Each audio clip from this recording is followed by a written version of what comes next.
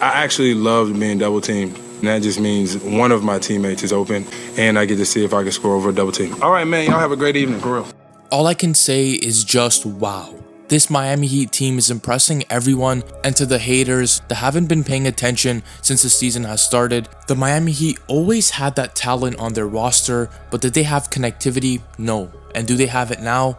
God damn they do. In today's video, we're going to be paying attention to Bam Adebayo and Jimmy Butler and how those two feed off each other, and we will be analyzing this by looking at film breakdown, advanced stats, and everything that you could possibly look at. So if you guys are hyped for today's video, make sure you hit that like button, lets me know you like the video, and make sure you guys subscribe to stay up to date with the latest NBA content. Enough me talking, let's get right on to today's video. So about a month ago, I made a video on the Miami Heat, and this was before the Miami Heat were even doing good. I said that Kyle Lowry has to step up, Bam Adebayo has to step up, and this has been happening. And I said that if these two things happen, the Miami Heat could actually make it far in the playoffs. And lo and behold, all of this has been happening, but one important player that had to step up was Bam Adebayo, and he's been doing this all series long. Bam Adebayo's current averages against the Knicks in the playoffs is 17.8 points per game, 10.3 rebounds, and 2.5 assists per game. He has clearly improved, as in the last year's playoff, Bam Adebayo was averaging 14.8 points, 8 rebounds, and 2.7 assists. You guys may be asking, how did these numbers astronomically jump out of nowhere?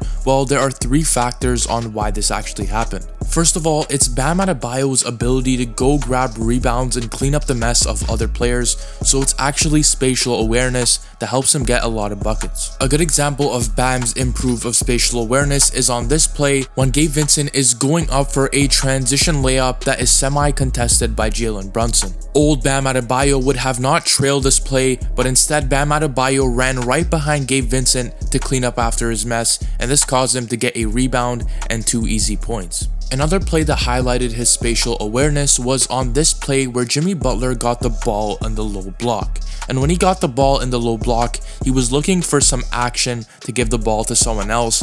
And this is when Bam Adebayo realized that there was a wide open lane in the paint, and he sprinted full speed. Jimmy Butler gave him the ball, and he got the easiest 2 points of his life. The second aspect that helped improve Bam Adebayo's numbers in the playoffs is his ability to be patient rather than rushing every single shot, and he's been doing this all series long once again. And Bam's patience was shown on this play as Bam Adebayo goes at Mitchell Robinson, and he looks like he's absolutely locked down right now, but instead he calms down, he stays on his left pivot foot, he goes right, he goes left, until he has enough room to get off a post hook over Mitchell Robinson. And once again on this play, Bam Adebayo gets the ball right where the free throw line is, and instead of pulling up right at the paint, he pump faked, he stayed patient, and this gave him another wide open lane to dunk it on Mitchell Robinson. Bro cannot guard Bam Adebayo. Now let's look at the third reason why Bam Adebayo's numbers jumped so crazy, and this is his ability to seek out a mismatch, and while he does that, he's very aggressive. Like last season, he was not as aggressive as he is in this series currently. And Bam Adebayo showed his ability to seek out a mismatch on this play. Bam Adebayo drags Josh Hart with him into the paint, and this gives him the ability to grab the ball in the post. And once Bam Adebayo had Josh Hart in the post, it was over for Josh Hart as Bam Adebayo spun to his right and had another easy dunk. If Bam Adebayo is playing like this, I consider Jimmy Butler and Bam to be a serious problem for any team. Even when they're going into their pick and roll actions, it's literally impossible to stop. And in the playoffs, when Bam Adebayo is the pick and roll man, he has a 53% chance to make the bucket coming off a pick and roll, and that is pretty crazy if you ask me. Now let's move on to the main guy in Miami, and this is Jimmy Butler. The guy literally decides to play good in the playoffs only. It is absolutely crazy, and let's compare his regular season stats to his current playoff stats right now.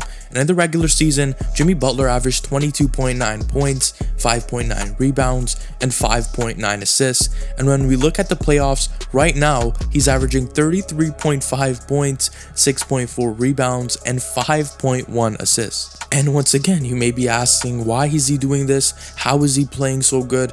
Well, there are another 3 factors why he has been playing so good. The first factor is his ability to use triple threat moves, and this is because his ankle is injured right now. He needs to use simple moves that don't put a lot of stress on his ankle, and this is something that not a lot of people have been realizing. A good example of these moves is on this play when Jimmy Butler has the ball on the right wing. he jab steps and acts like he's gonna pass it to Bam in the post, and this gives him enough room to pull up and shoot a three-pointer. Jimmy Butler is also setting a very good example for other basketball players. You don't have to be the best dribbler. As long as you can get to your spot, lift up, and make it, you should be fine. And the second factor that makes Jimmy Butler so dangerous is his ability to play make, even though he knows he can make every single shot. In some playoff games, I see that Jimmy Butler purposely passes the ball, and this is to get everybody else in the game warmed and involved, so when it comes late game, he can trust on them as well. But Jimmy was diming against the Knicks in game 4, and he got Bam Adebayo some amazing looks. A good example of Jimmy Butler's amazing playmaking is on this play when Jimmy comes off a screen, and when he comes off the screen, he immediately gets triple team, and this gives him the signal to pass it to Bam, and this gives Bam enough room to operate in the paint and get a wide open dunk. And the third and final factor that makes Jimmy Butler so dangerous is his ability to score at will and use his physicality. When looking at the thumbnail, you could see that Jimmy Butler is pretty jacked and yoked, so he's gonna push the hell out of everyone.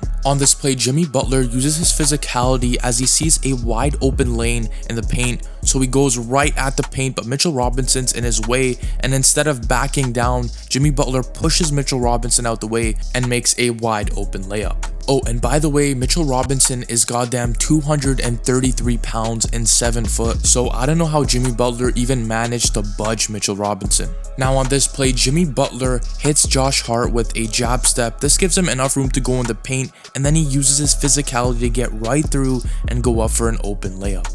And this play by Jimmy Butler was so hilarious as he juked Quentin Grimes so hard. He went to the right and then he went to the left, and this made Grimes have to catch up with Jimmy Butler, and by the time he caught up to Jimmy, Jimmy was already in the paint and easily hit a shot over Quentin Grimes. Where you going? You're lost. Dollar Tree headset, so free, freer than a public restroom. You're literally dog water, 0 PR. Before we end today's video, we have to talk about the honorable mentions that have contributed in the series, especially in game 4, and this was Max Strus. Man knocked down some big shots. He hit 4 3-pointers. He shot the 3-pointer at a 40%. Max Strus knocks down threes at a higher rate than that, so he's going to be even more deadly come next game.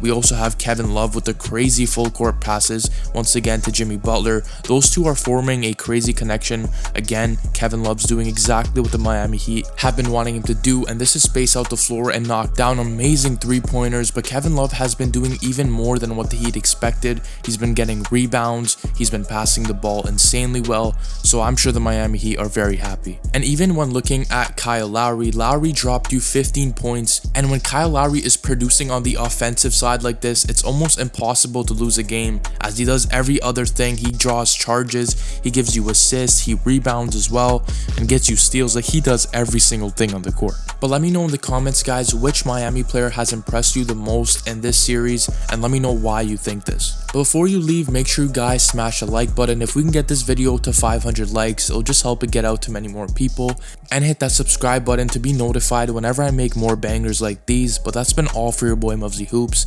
I will catch you guys in the next video. Peace.